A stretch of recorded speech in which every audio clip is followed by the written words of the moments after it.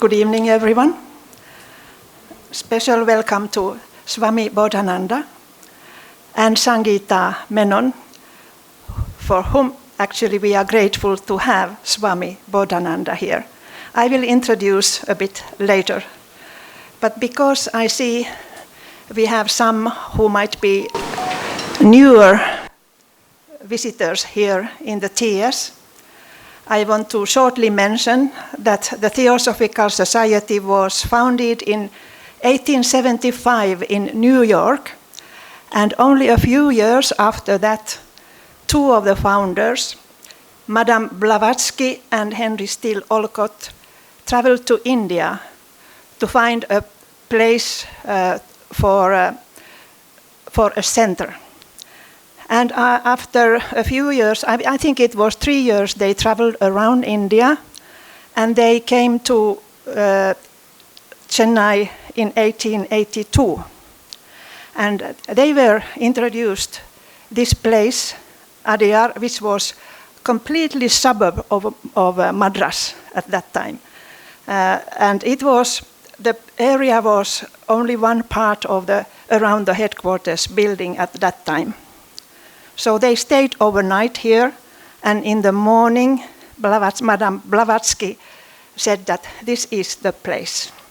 So after sleeping, he got that strong intuition or connection, how you would say, that this is the international headquarters of the Theosophical Society.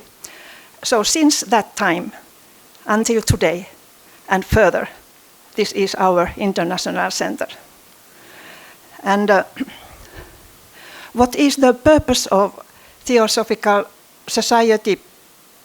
It is the purpose usually expressed in mission statement, which describes very shortly the clue of the thing.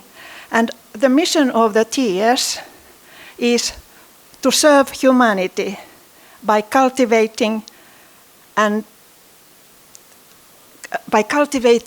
ever-increasing understanding and realization of the ageless wisdom, spiritual self-transformation, and unity of all life.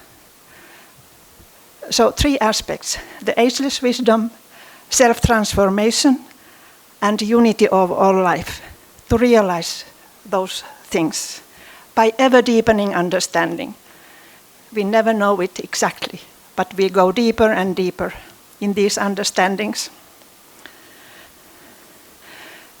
When Blavatsky expressed what this was, she mentioned Theosophy is a shoreless ocean of universal truth, love, and in order for it to come to life, these great principles, to come to life for us, we must each make our own exploration in thought and in quiet reflection, allowing its depths to unfold for us. Today, the Theosophical Society runs programs and also 2 schools. The first school is Olcott Memorial Higher Secondary School, which is already some 115 years old. Olcott founded it, and it is still completely free for students. Free study, free clothing, free books, and so on. And the other is newer Adyar Theosophical Academy. It is running now 4th year. It is not free, it is like a common, it is Theosophical school with theosophical education ideas. And just to mention one more thing is Besant Memorial Animal Dispensary, where we take care of animals which are injured to make them healthy and go back to the owners or to the wilderness or whatever. They have now over 10 horses to be cured, over 100 dogs, donkeys. They have a lot of animals. And this BMAD, we called it, it is recognized the top animal dispensary in Chennai and even in Tamil Nadu. It has increased its value and recognized by the government also. So about this series, why we are here, this is Wisdom for Living series. And this is the 6th time that we have this. And we have speakers across the spectrum of human activity: business, arts, ecology, fitness, science, spirituality. And those who come to speak to us are those who live their spiritual principles in their work and life. And one of those person we have a privilege now to have here, Swami Bodhananda. I shortly introduce you to our people here. Swami Bodhananda is a spiritual director and chairman of Samdot institutions in India and in USA. And he is the chairman of Bodhananda Research Foundation for Management and Leadership Studies, which is a pioneer research establishment in Indian management. In Michigan, United States, he heads and guides a unique institution developed to interfaith dialogue, healing systems, and Vedanta. He teaches Advaita Vedanta, Yoga Sutras, Bhagavad Gita, Upanishads, and scores of other texts of Vedanta and Indian philosophical traditions. They are things which we also in TS encourage people to study deeply. And his teachings are, I read this. His words guide us patiently to the wisdom of the yogic transitions. It's beautifully said. So he is a faculty of several management institutions and gives annual lecture series and courses on significant topics that bridge management, leadership, and Indian wisdom traditions. In India, there are 12 Samdot institutions that work under the spiritual guidance of Swami Bodhananda, dedicated for the social and educational empowerment of underprivileged children and women. Of these, one of the most beautiful and the oldest ashrams, with a full-fledged faculty for its guests and students to stay, is located in the banks of a river in a place called Kaladi in Trivandrum, Kerala. And I must mention here that in January 2019, we made a memorandum of understanding with Sri Shankaracharya University of Sanskrit in Kaladi. So we have this memorandum of understanding, meaning that researchers can come here, make their studies with our old manuscripts and so on, and stay here for their time of study. The Samdot centers in Bangalore has its focus in tree planting, medicinal farms, organic farming, protection of cows, and helping the poor and the downtrodden through its charity programs. And Swami Bodhananda is also author of several books, and I just was privileged to receive one of his books called Reflections on the Wholeness of Life and its Manifold Expressions. Thank you. And now I invite you to give your wisdom, to share your wisdom with us.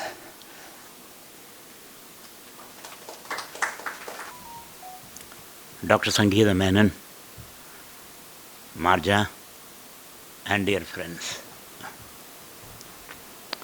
I consider it is an extremely enjoying privilege to be here and share this beautiful evening with you.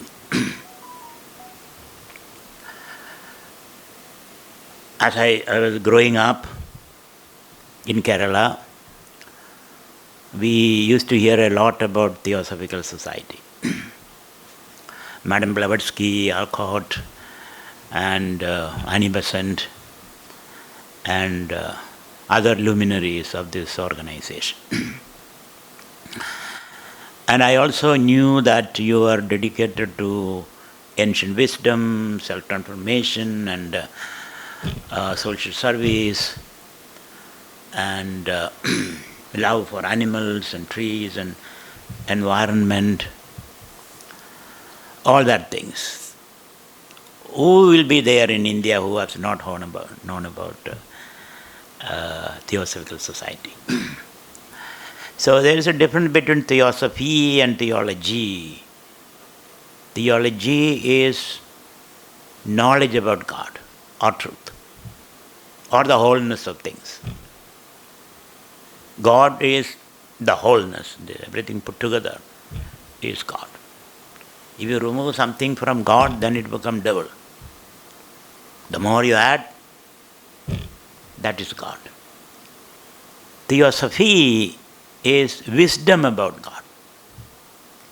Wisdom means the knower is part of the object that you know. Knowledge means you separate yourself. I know about a donkey, but I am separate from the donkey. I know about a micro, but I am separate from the micro. And when you have this divisive knowledge, that there is a compulsive, obsessive desire to control the object, exploit, control, manipulate. Whereas wisdom means the knower is part of the object that is mine. So when you say theosophy, it's a knowledge or a wisdom about God of which you are a part. You cannot be separate from God, nor can God be separate from you or the world that you are experiencing. So theosophy means the wisdom about the wholeness of things. And when you understand the wholeness of things, then nothing is separate from each other. To know one is to know all. If you are knowing something separately, then your knowledge is limited. Then you become aggressive, hegemonistic, controlling, colonizing, exploiting. So theosophy is a very, very relevant concept vis-a-vis theology. Theology means you know it. Theosophy means you experience it. It's an experiential, inclusive knowledge. Theology is just objective, exclusive knowledge. That is why when you have knowledge of God, you experience a transformation. You transform yourself. Without transforming yourself, you cannot know about God from the theosophical standpoint. Meaning, God is not separate from me. God is living in my heart. God is living everywhere. In every grain of sand, you can see the presence and the glory of God. That understanding makes you totally disappear into that wisdom. There is no separation between the object and the subject. When there is no separation between the object and the subject, then you are in a philosophical, theosophical understanding of things. That's the meaning of oneness. As Marja said, that there is self-transformation, knowledge of oneness, and the wisdom. And to know the oneness, you cannot just use microscopes, periscopes, stethoscope, or logic, etc. Because these are all creating divisive knowledge. Divisive knowledge is okay, good. I'm not condemning it, but that's not enough. So when you use a different methodology or epistemology of knowing, where the ordinary epistemology is I know this, I know a tree, I know a donkey, I know a rock and a mountain, etc. I know, I stand separate. But where this here the methodology is I include myself. That is how transformation happens. Otherwise transformation can never happen. So the knowledge of the oneness, which is there in all wisdom tradition, whether it is Christian or Islamic or Native American or indigenous people. They all had this knowledge of oneness, where you, the world, God, and the world which includes animals, trees, and all kind of things, all these are expressions of the same reality, same consciousness. That's what Marja very beautifully said. This Theosophical Society is only one bubble in that oceanic consciousness. Not only this Theosophical institution, even you also are one bubble from the standpoint of the body-mind-ego complex, where we become the producer and enjoyer. We also are just a bubble. As Shankaracharya says in Bhajagovindam, Nalini dalagada jalamadi taralam taddud jividam adisaya chavalam viddi vyadhi abhimanagrastam logam shogahatamscha samastam.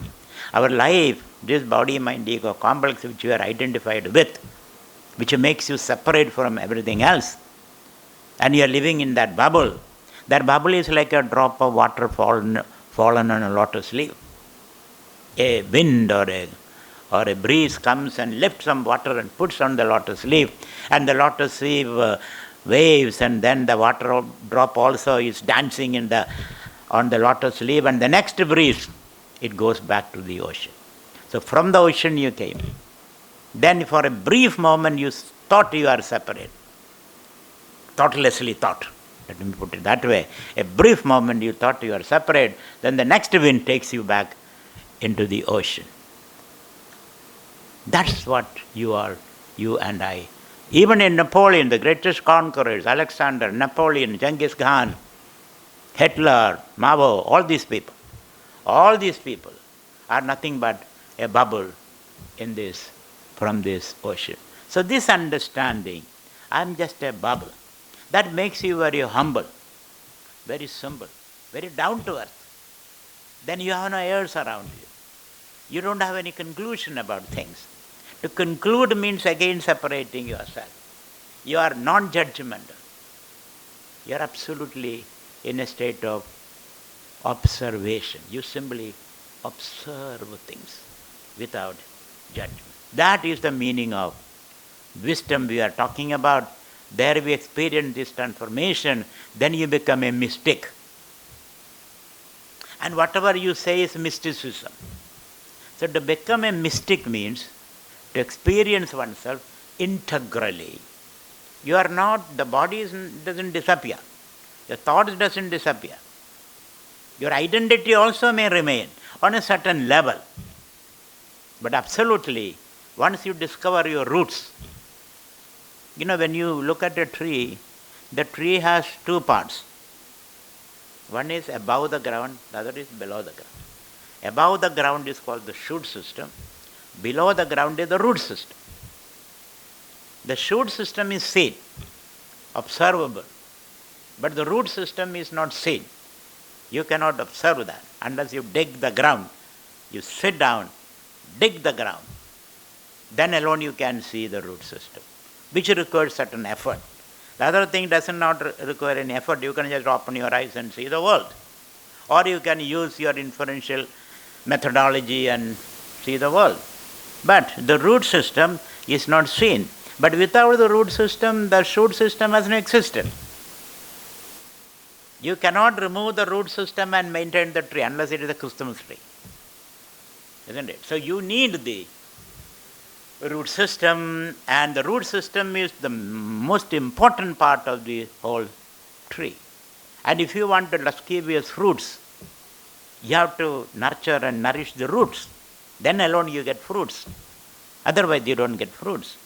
So similarly, this visible world, which is presented to your senses, your mind, your senses, which you interpret and interact with, this visible world has an invisible foundation.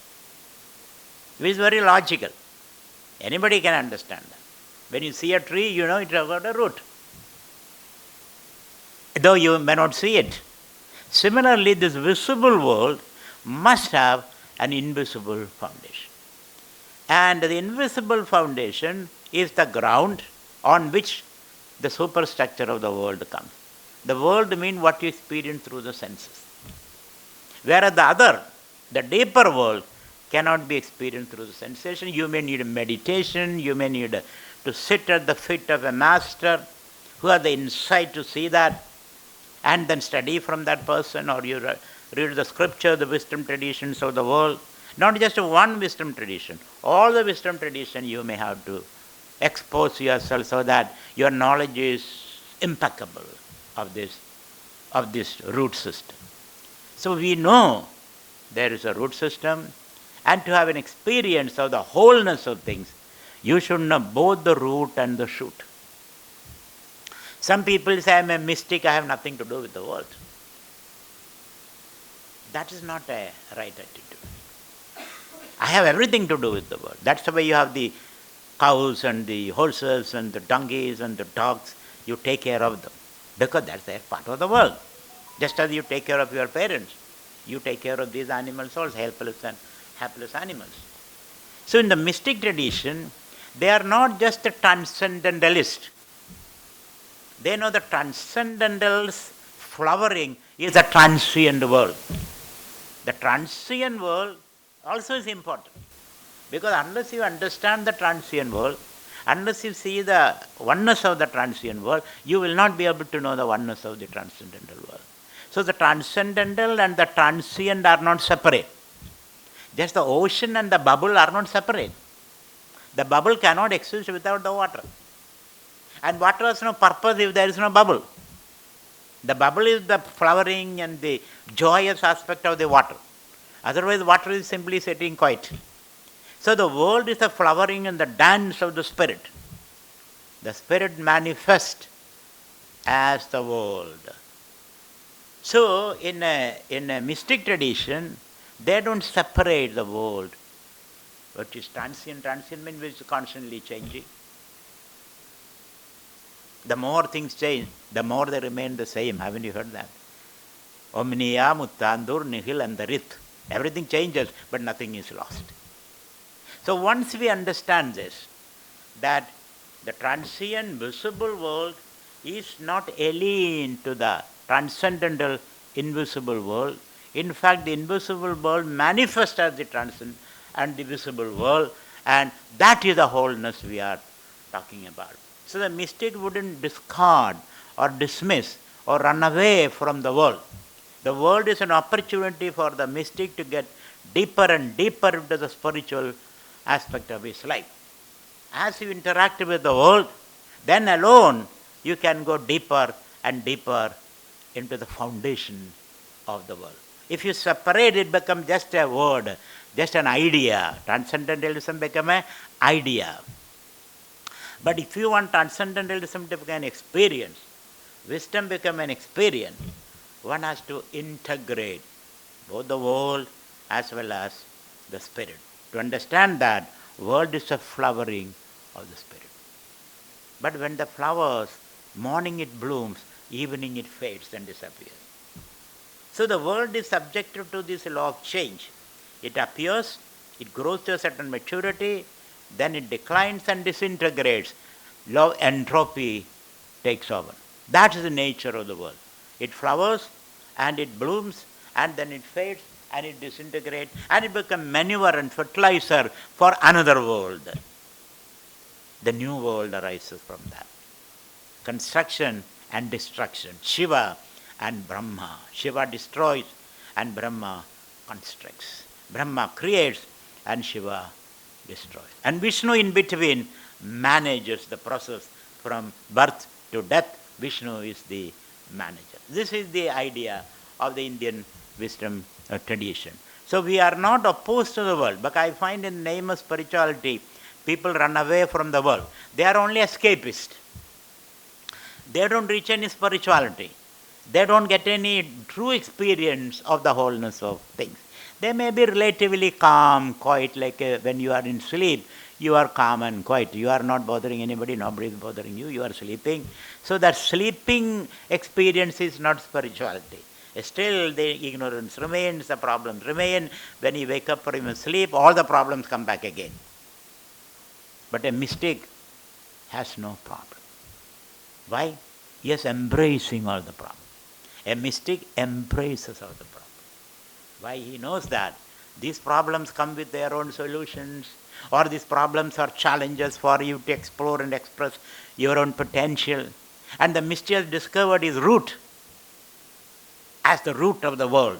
The mystic's root or foundation is the foundation of the world. So technically we say a mystic is one who has lost his self into the oceanic self. That's the mystic's understanding. At the same time, the mystic retains a rudimentary core self, or like a burned rope. When you burn a rope, the shape of the rope remains there, but it is not creating any problem. Similarly, the world is a burned rope for the mystic. World is there. At the same time, it doesn't affect his peace of mind or her peace of mind. So my point was, a mystic is one who integrates the transient, visible, phenomenal world with the transcendental, invisible, nominal world. These both are integrated in his understanding. So it's not that his knowledge is about the transcendental. He experienced the transcendental as inclusive oneness. In that inclusion, animals, trees, and water, and elements, star, and everything is included. And mystic is able to see the distinct identities of all these existence. Everything is unique. You are unique, I am unique, the chair is unique, everything is unique, though it's transient. Another aspect of a mystic is he can see clearly the differences, the distinctiveness. At the same time, he understands all these are expression of the same reality. So it does not mean you are a mystic, then you are not able to distinguish between this chair and this table. I lost my capacity to distinguish. Or I lost my capacity to distinguish between my house and my neighbor's house. Or my cow and my neighbor's cow. Those distinctions are not. Actually, these distinctions become very clear to you. Everything is distinctively, uniquely presented by the consciousness. So we are able to understand the distinction. At the same time, see the golden thread which runs through all these various expressions. So mystic understand the world in our language is a Brahman project. The transcendental, the word for transcendental in Sanskrit is Brahman. Brahman means the big. Big means which includes everything, which is not opposed to anything. So the Brahman, Aham Brahmasmi, you must have heard that expression. Aham Brahmasmi, I am Brahman. So when you say I am Brahman, what do you mean? Brahman's nature is happiness, love, justice, equality, freedom. So when you say I am Brahman, you say I have drunk from the well springs of the spirit, and I am intoxicated now. And I can embrace everyone and dance a wild dance of ecstasy and joy. I have gotten out of that little space that I have been occupying, feeling suffocated, that I have no room to maneuver. From the dukkha space, dukkha means limited space, I have migrated into the unlimited space. That experience. You feel all boundaries has been dissolved. At the same time, you retain certain boundaries which doesn't bind you, which gives you an opportunity to express your unique self. All logic breaks down there. How can that be? You are unique. At the same time, you are part of this universe. You retain your uniqueness. At the same time, you are part of the universe. So different levels you can play. But you can plug and play. Isn't it? If your computer is not working, what do? You kick the computer, you pull this, you pull that, you press that, and still it's not working. Still it's not working. Then you call a specialist, a technician. He comes and looks around. Madam, you have not plugged the computer. That's why it is not working. Computer is everything is okay, but you have not plugged. And when you plug, it works. So we are unplugged people. We are unplugged from the source of life, the source of existence. We are connected only with the superficiality, the surface disturbances. We have not gone to the root, for which we need deep reflection. Reflection is necessary. Reflection is observing without reacting. Ability to observe. Even when somebody calls you a donkey, you observe. Don't kick him by the hind leg and prove he is right. Isn't it? Donkey alone kicks the hind leg. So when somebody calls you a donkey, immediately you react. Instead of doing that, just observe. Observation without reaction. I would improve it a little further. Observation which leads to responses. Responsible responses. Response means ability to respond.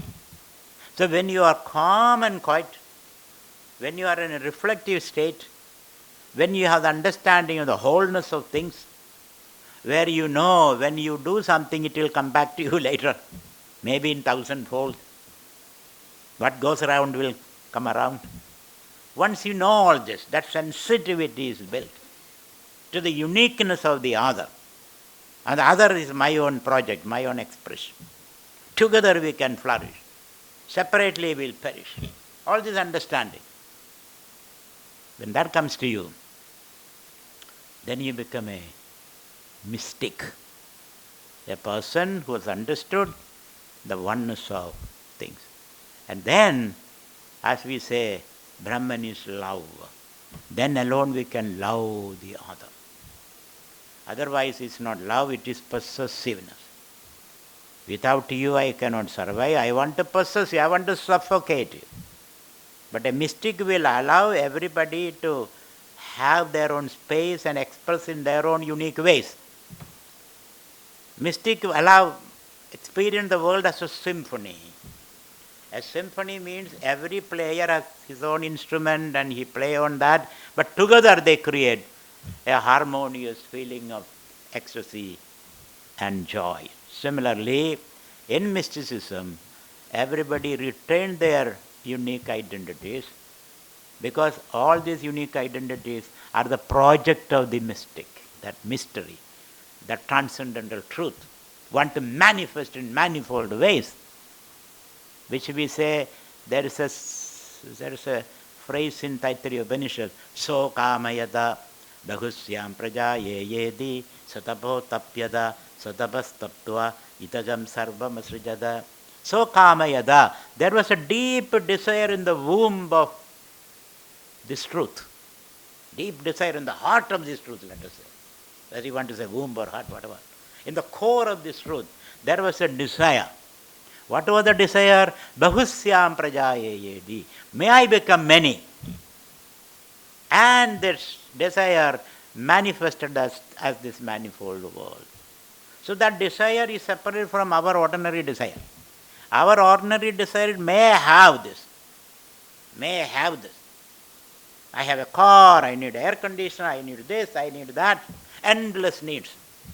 Because you are operating from a very limited space. But this profound truth, this metaphysical entity, desired. What was the desire? May I become many. May I express in manifold worlds. The desire to express in manifold ways. Knowing that whatever I express will come back. This kind of a experience. So there are two types of desires. One, to grab and aggrandize. The other, to give and share. Brahman desire is a sharing desire. The more you share, the more you have. The more you keep, the more you lose. So that experience the mystic has. The mystic, as we said, lives for the other, because the other is non-separate from himself. The more you live for the other, the more you gain from the deeper sources of your life. You won't be the loser. You will be the ultimate gainer. You will have the ultimate love, that mystic. So that is mysticism is all about. And when you are a mystic, your language changes totally. How do you express this oneness? How do you express that me and you are one and the same? Or the expressions are the same? The donkey and me are expressions of the same.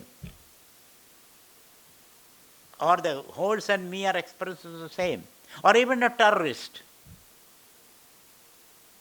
who puts a bomb around him and explodes in the marketplace and kills hundreds of people. Even he, from the mystic standpoint, expressions of the same. Very difficult. It's a very difficult capsule to swallow. How can I say this terrorist who kills hundreds of people for no reason at all, or maybe he has his own reason, how can I call him my brother, my neighbor, my own expression? Mystics have the depth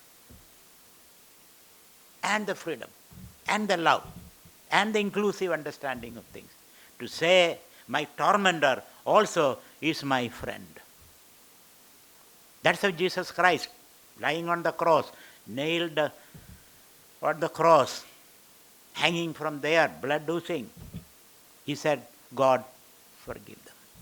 They don't understand. They don't understand. They are children. Forgive them. So the ability to forgive your tormentor. Or Mahatma Gandhi, when bullets were pumped into his frail body, he only said, hey Ram, you also are Rama. You are not separate from me. That ability to suffer without reacting, also the quality of a mystic. And they alone can transform the world. Otherwise, that tooth for a tooth will make all of us toothless, isn't it? The law of revenge, retribution, punishment. I take one tooth of yours, you take two of mine, and then we all become toothless. Limb for a limb, all of us will become limbless. Eye for an eye, all of us become blind. That's a wrong logic. The mystic understand the denouement, the end of things. If I do this, this is what is going to happen at the end of the day. But we are not able to see beyond our nose.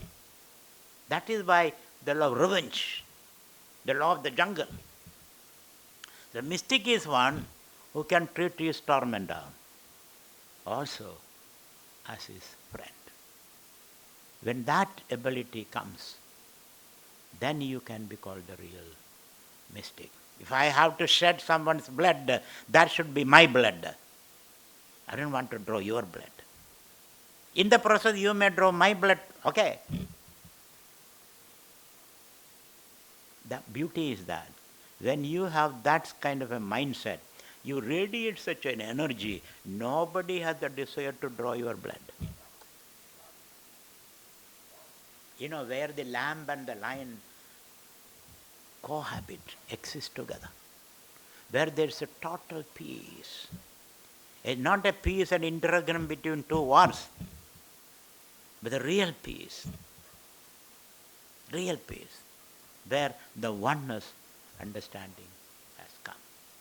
So the mystic, what kind of language he can use to express his experience, to share his knowledge, understanding. That language I will call mythical language. Because logic cannot express this. Logic is always things of excluded middle. If you are good, either you are good or bad. You cannot be both. So is he good or bad? What should be your answer? Either he is good or bad. But these days we cannot say whether he is good or bad, like that. You can say sometimes he is good, sometimes he is bad, sometimes she is good, sometimes she is bad. There she is good, here she is bad. In the Lions Club she is so good, at home she is very bad. Isn't it? So it's very difficult to pinpoint whether something is good or bad, very difficult to know. If money is good or bad. Sometimes money is good, sometimes money is very bad. Marriage is good or bad. Sometimes it is good, sometimes it is bad. The first 3 years of marriage is very good, afterwards it is a chore. Isn't it? Having children good or bad? Having education good or bad? These days we realize education is torturing children. Schooling is torturing children. Learning is not happening in schooling. We know that. So therefore, it is very difficult to say whether something is good or bad. You have to say it is both good and bad. It's like Dalai Lama. Somebody asked him, are you a vegetarian or a non-vegetarian? He said, I am both. You cannot say either or. Answer is very difficult. Either or is very difficult. Because things are so interwoven, very difficult to separate. When you separate, things lose their meaning and identity. I cannot exist without you, you cannot exist without me.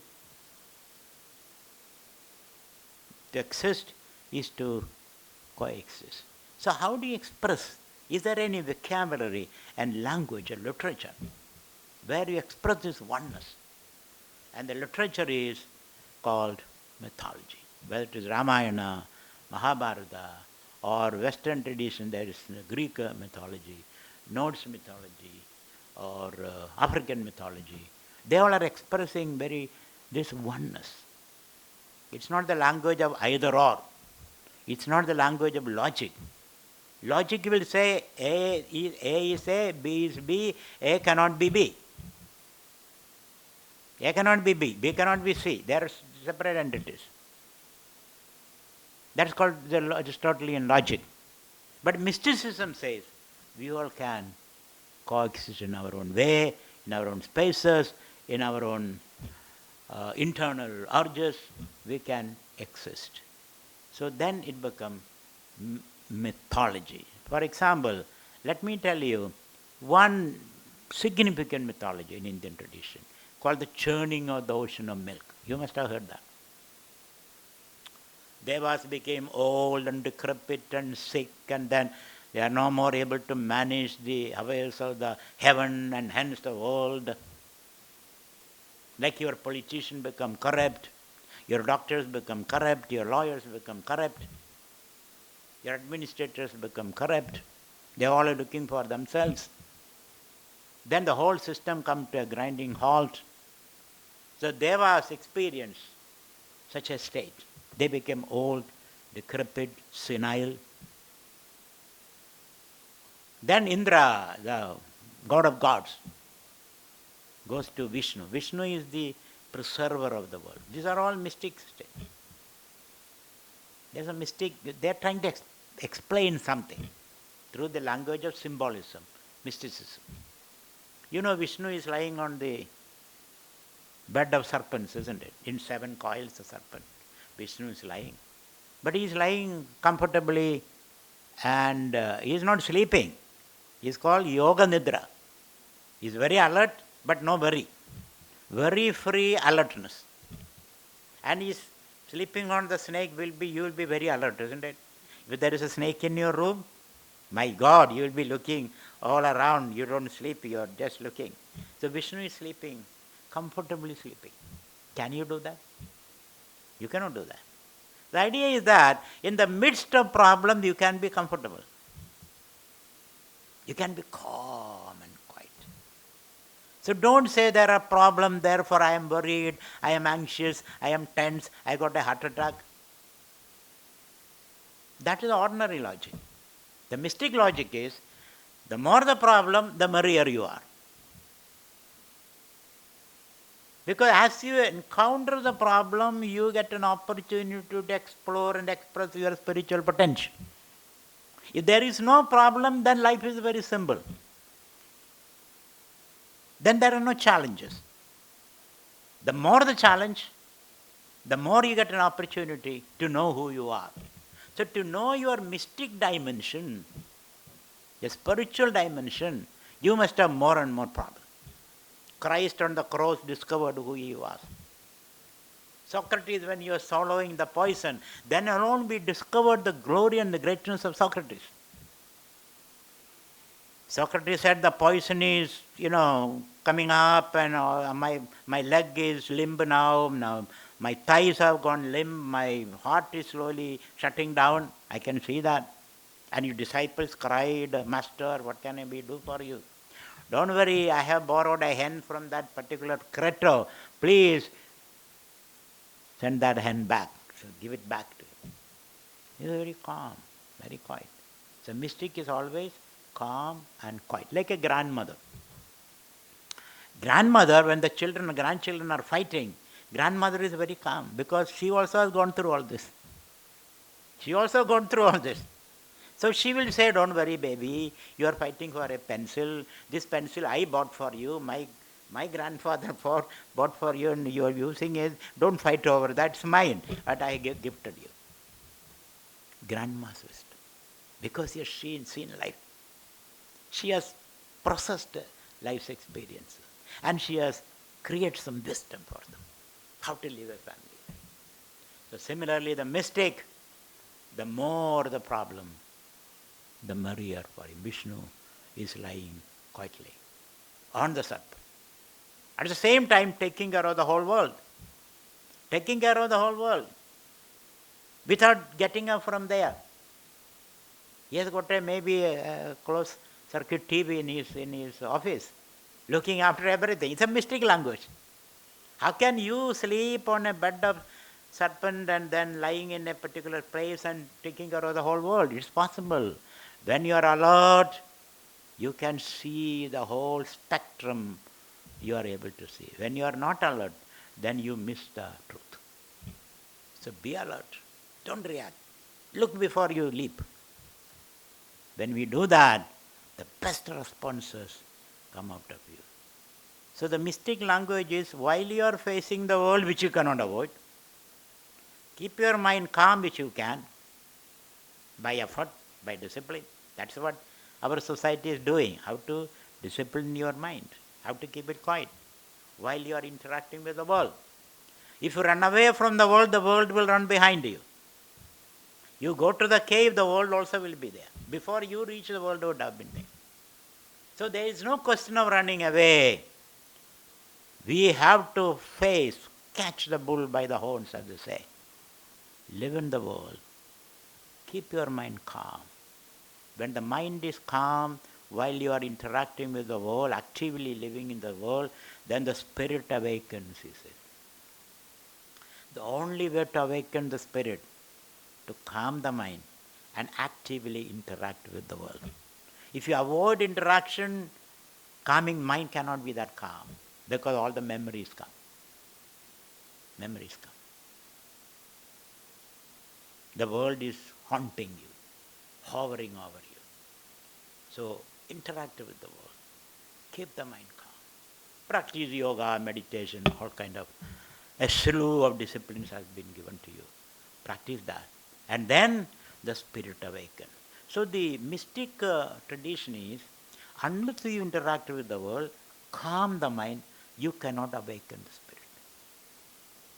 By sitting in a cave where there is no cross ventilation and lack of oxygen, then you say, so Shiva, Krishna, Vishnu, these are all lack of oxygen. I don't call it spirituality. You shouldn't call it spirituality.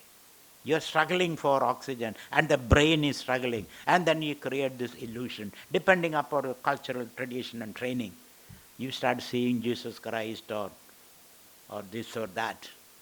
That is not spirituality. Spirituality is you have to be in the world and calm the mind.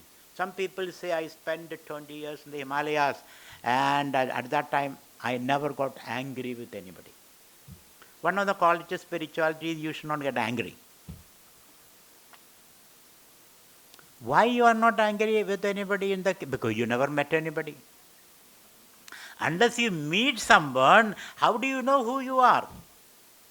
So to know who you are, you must be interacting with the world, with the different kinds of people. Then alone you know the various shades of your, 50 shades, isn't it? The various shades of your personality will manifest only when you interact with the world. That's the only way to understand your mind. That's the only way to quiet and calm your mind. Otherwise, the calmness that you experience is pseudo calmness. It's only surface level calmness. Anybody can disturb you. So that calmness is not steady. That's not deep. So calm your mind. Meaning, don't react. Don't immediately react, but only respond.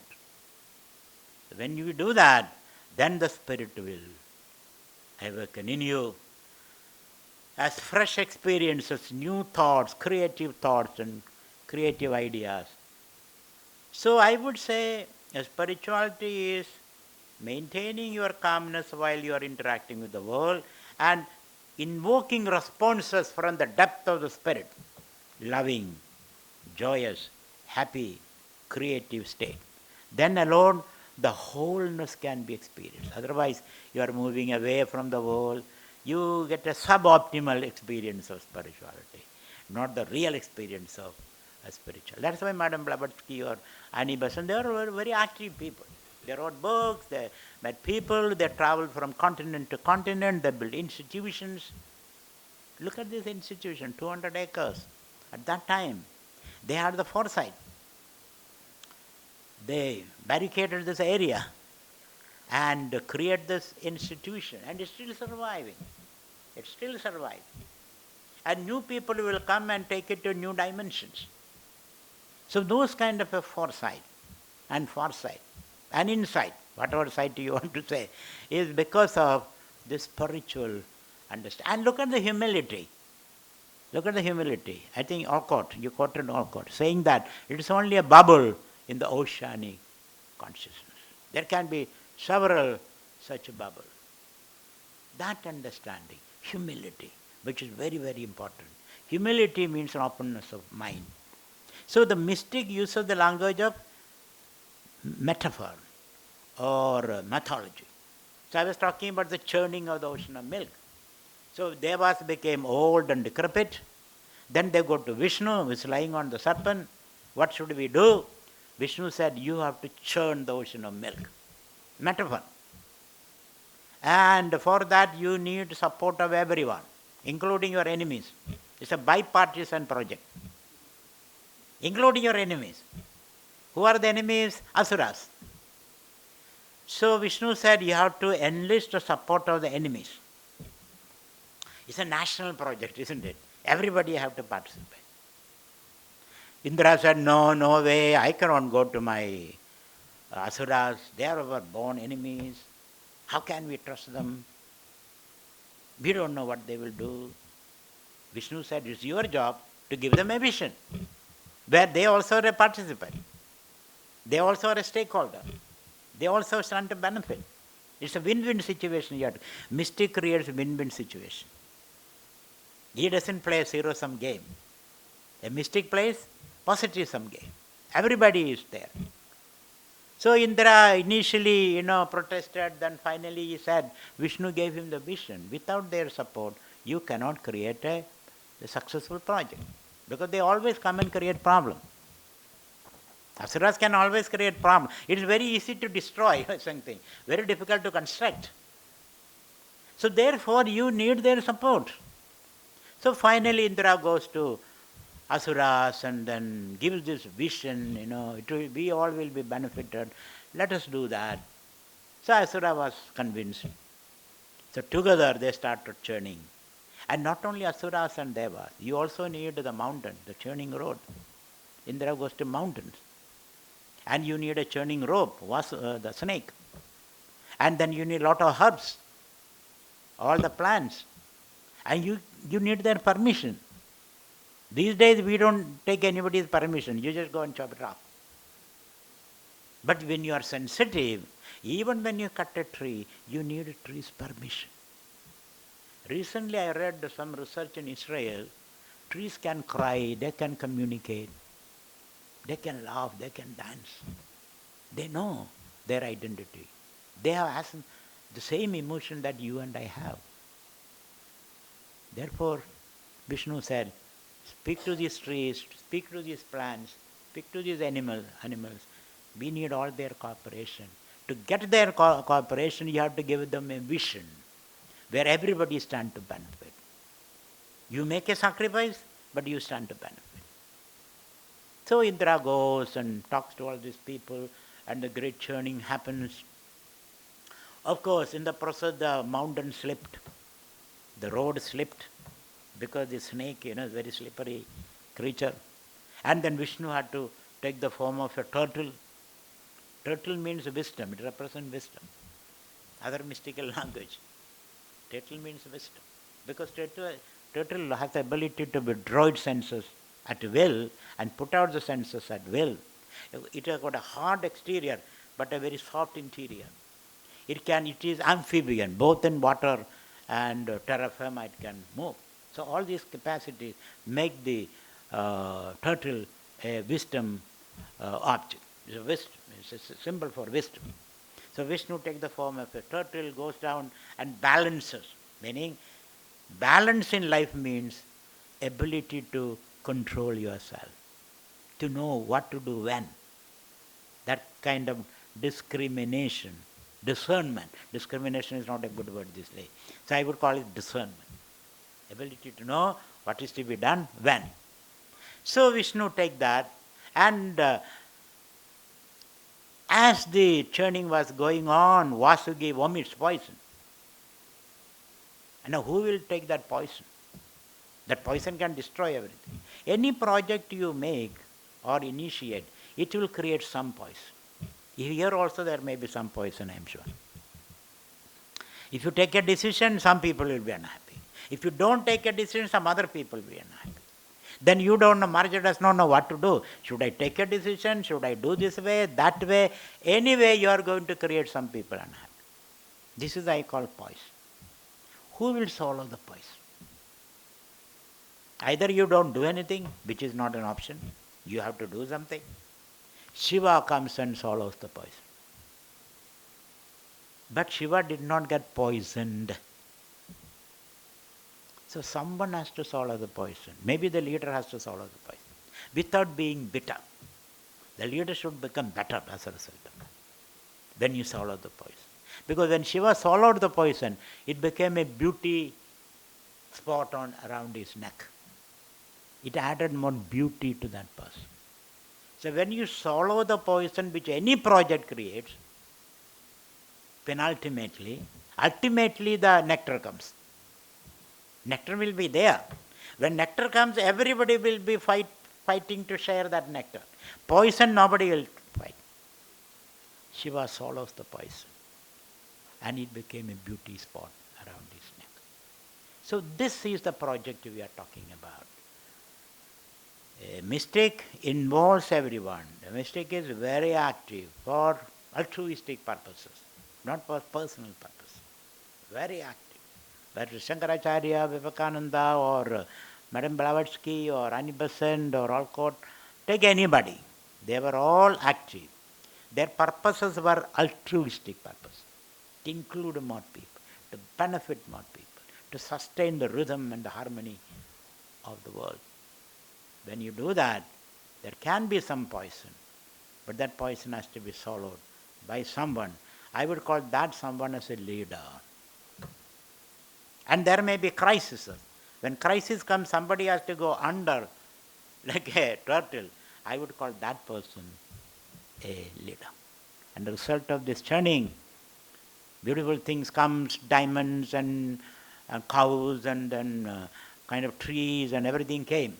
Finally, Dhanvantari came with a pot of nectar. This is a mystic language, meaning we can renew the world. Periodically you have to renew it. And where do you get the energy from? That oceanic consciousness. That is the metaphor for the milk. The oceanic consciousness. You have to churn it. How do you churn it? By interacting with the world. Bringing more people into a higher ideal. Working for a higher ideal. When you do that, you can churn that oceanic consciousness. And where everybody is participating, then you can renew yourself on an ongoing basis. So that ability is the property of a mystic. A mystic can do that. He alone can do that. So we use this language as metaphor like this. And that's called mythology. That is Ramayana. Ramayana also could be kind of mythology. We don't know whether it really happened. It could be a story woven by a poet. Because Vatmiki, when you saw two birds in union hit by a hunter, he cursed him. He felt very sad. Valmiki felt very sad. Why? Because he himself was a hunter. He himself was doing this. Now this guy is doing this. And he couldn't take it because his sensitivity changed.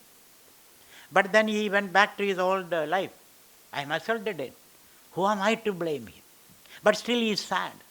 From sadness, shoga comes sloga, poetry, philosophy, metaphysics. From sadness. People who are sad. Sadness means what?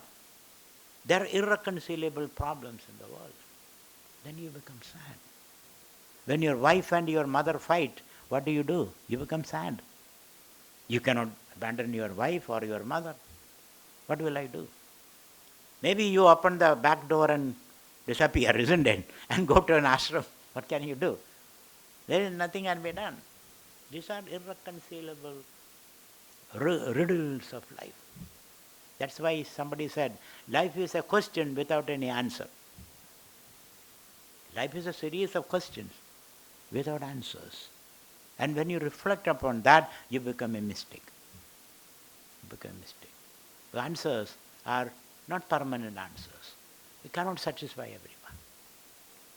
So thus the language of metaphor, mythology is used to express this wholeness of life, where the language of logic breaks down. You use this metaphor to see the organic unity of life. So mysticism and mythology. That is what Theosophical Society is doing. Most of their writing is mystical and metaphysical and mythological language. Thank you very much. Hari. Any interaction you want? Any interaction? Okay.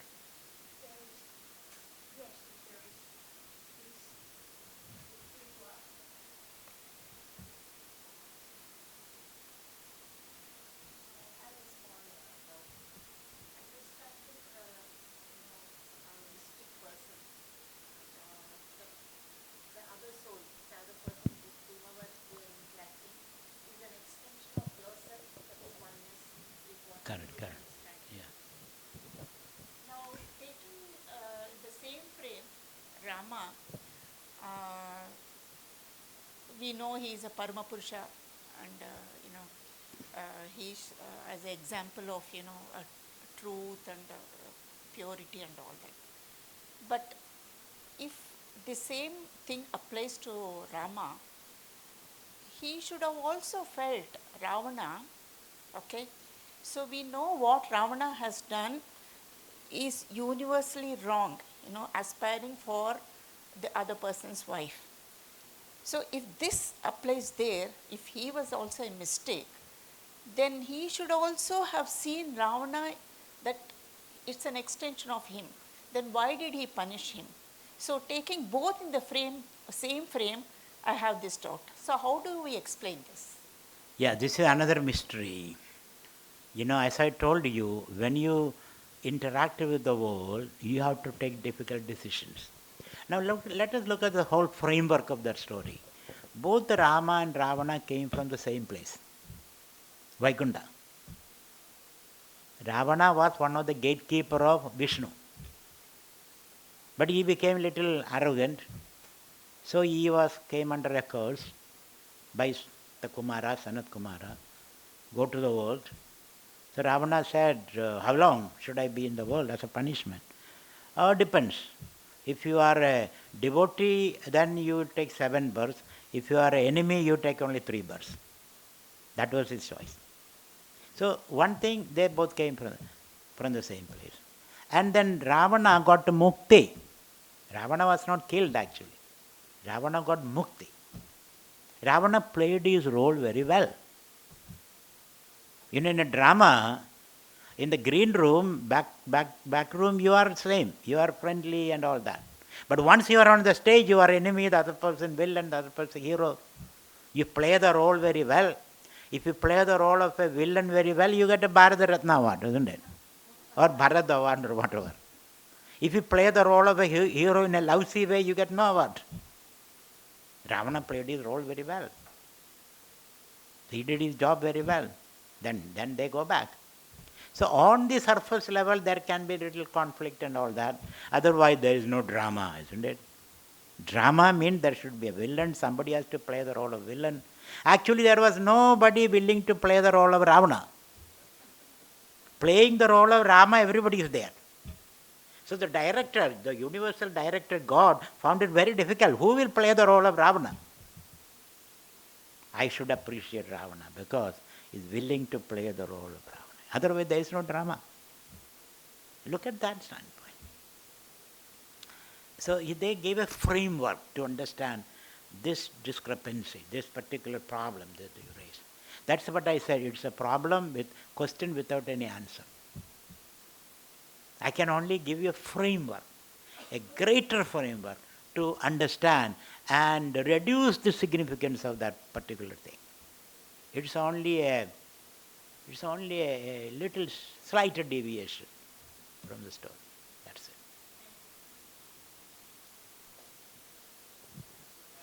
Oh. Yeah. Yeah. Thank you for the nice lecture on. I wanted to know the difference between and how is it mysticism versus spirituality versus religiousness. Religion. These are three levels. One is religious, and one can be spiritual, and one can be a mystic. So how do you differentiate these three? And is it necessary to be religious to be a part of a religion to be a mystic or a spiritualist person? Truly speaking, they are universally, if you take those ideas, those words, they refer the same thing. A spirituality means there is a spiritual foundation for the material world. Matter is only a flowering of the spirit. That is spirituality. Mystic means, as we have seen, one who understands the transient world is an expression of the transcendental world. Religion really means to go to the roots and bind from there. That is the true meaning of religion. Or you take the Indian word, the dharma. Dharma means dharyade iti dharma. That which sustains. That's the foundation. Or you take Vedanta, Advaita. Advaita means oneness. So truly speaking, there are no difference. But in its expression, religion means an institution, institutionalized spirituality. Spirituality means individualized religion. Mysticism means a very deep understanding of all this. Then you become a mystic. So really I don't see much difference. Though people do make differences. Because in its practice, you have all these constraints. That's what happens. But meaning is the same. The spirit, the mystic, the spiritual, the mystic, the religious, they all mean the same thing. Yes. Yes. I have a question because you were talking about humility, and I was wondering, many people want to be recognized, and is it a kind of vanity? No. Humility is not opposed to the need for recognition, for the good work you are doing. Whenever you do good work for the other, you need a confirmation from the other, did you do the right thing? Did you do the right thing? So that mutual appreciation, you do a good work, the recipient appreciates, yes, I am benefited from this, thank you. There's no harm in saying a thank you, isn't it, when somebody is doing. And you accept that thank you gracefully, with humility. You may say, it's not me, it is Lord functioning through me, working through me. That's how you receive that thanks. So there is a way of mutual appreciation. Devan bhava yadanena, te deva bhava yanduvaha. I do something good, do you appreciate? Then I take that appreciation so that I do more. So there is nothing wrong with that. Humility and a mutual appreciation can go together. You mentioned the Lord had a desire to become manifold. I've been reading the Bhagavad Gita. Is it so that the Maya as a principle was also introduced by God? Yeah. Maya is the God's ability to manifest as the whole universe without undergoing any change. Okay. Was there Did, any... did you follow what I said? Yes, No? yes. That is where my doubt is. Yeah, Why, yeah. why So Lord Maya created means Maya? the ability of God, Brahman, to manifest as the world, manifold world, without undergoing any change, like water becoming the wave and the bubble without undergoing any change. Is it the same Maya principle that is creating the illusion for the humans also? Yeah, actually the illusion is like, what is illusion? What does Maya do? Maya uses three energies, Sattva, Rajas and Tamas. Tamas. When Amitabh Bachchan plays the role of a coolie, what does he do? Amitabh Bachchan plays the role of a coolie. He puts some makeup, then puts something more, maybe a headgear and all that, and he carries some load. So, Brahman or the reality, using Sattva, Rajas and Tamas, Tamas he covers himself. Rajas he projects himself. Sattva he shines in that. And Amitabh Bachchan become a coolie. Has he really become a coolie? Has he? No. We all are crying, but he is laughing all the way to the bank. Isn't it? All the way to the bank. So similarly, there is no illusion like that. Illusion is to be understood properly. Okay. It is your ability to manifest differently. Okay. In one movie, Amitabh Bachchan is a coolie, another movie is a Shahanshah, third movie is that angry young man. That's the meaning of Maya. My ability to play various roles depending upon various situations. I create my own arena where I play. Jagatrayam Sambhavanartanastali. Nadadi Rajotra Parashiva Swayam. Sabha, Nada, Rangaidi, Vyavastidi, Sarubhada, Shakti Yudat Praga. I create my own field. I become my own director. I become my own actor. I become my own spectator. Thus you create universe after universe. And play as much as you can. So Maya is not a negative word. Maya is a very, very positive word. Thank you, sir.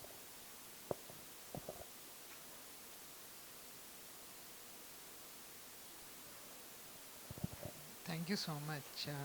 I just had one doubt. Is it possible to have your mystical abilities and at the same time interact with the world on a daily basis? Because the world is changing, and most of the time you really don't know what is it to be expected. In fact, you get more surprises every day. And so is it possible to have the mystical capabilities or abilities which comes to you natural and yet interact with the world? Of course, I mean, you've talked about The mystic it. thrives in Thank you. surprises. The more surprise, the better. The mystic thrives in ambiguities. The mystic thrives in uncertainties. A logician will fail because he has got all ready-made answers. So you have to ask questions for which they have got answers. Mystic doesn't have any answer. So whatever question you ask, spontaneously answers come. You know, there was one French president, de Gaulle. In his press conferences, he will say, "Who will ask the next question for my next answer? Who will ask the next question for my next answer?" All choreographed. Mystic doesn't choreograph things. As situations arise, he spontaneously responds because his mind is calm, so he can pull out answers from the depth of his being, the spiritual. Spirit is always fresh. Navam navam. Matter can become old. This building can become old. However strong this building is, spirit is always fresh. So a mystic thrives in uncertainty, ambiguity, and surprises. He wants surprise, or she wants surprise. So I would welcome more and more uncertainty. Okay. Thank you. On behalf of all, from my heart, thanks. I was thinking, are we all mystics? We are potential. Potential. For a mystic, everybody is a mystic. That is very comforting. Now I give you a very small remembrance. It is about Adyar, our campus. And welcome, thank you very much for sharing your wisdom with us and making us think. Thank you all for coming here and visit again.